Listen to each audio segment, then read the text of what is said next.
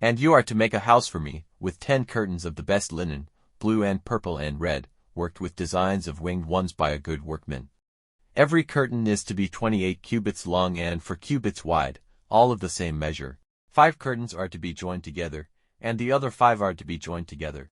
And you are to put twists of blue cord on the edge of the outside curtain of the first group of 5, and on the edge of the outside curtain of the second group of 5. 50 twists on one curtain and 50 on the other, the twists to be opposite one another. Then make 50 gold hooks, joining the curtains together by the hooks, and in this way the house will be made. And you are to make curtains of goat's hair for a tent over the house, 11 curtains. Every curtain is to be 30 cubits long and 4 cubits wide, all of the same measure.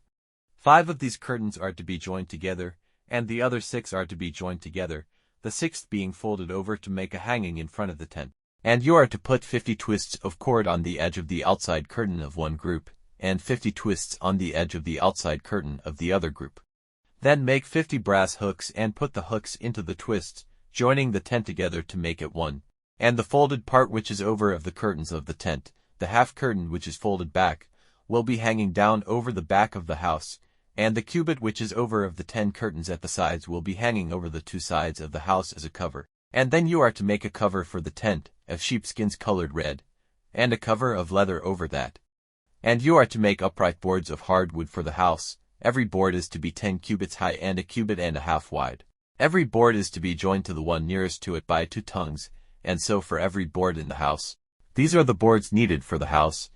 20 boards for the south side, with 40 silver bases under the 20 boards, 2 bases under every board to take its tongues, and 20 boards for the second side of the house on the north, with their 40 silver bases, 2 under every board. And 6 boards for the back of the house on the west, with 2 boards for the angles of the house at the back. The 2 are to be joined together at the base and at the top to one ring, forming the 2 angles. So there are to be 8 boards, with their 16 silver bases, 2 bases under every board. And make rods of the same wood, 5 for the boards on the one side, and 5 for the boards on the other side of the house, and 5 for the west side of the house at the back. And the middle rod is to go through the rings of all the boards from end to end. And the boards are to be plated with gold, having gold rings for the rods to go through. And the rods are to be plated with gold.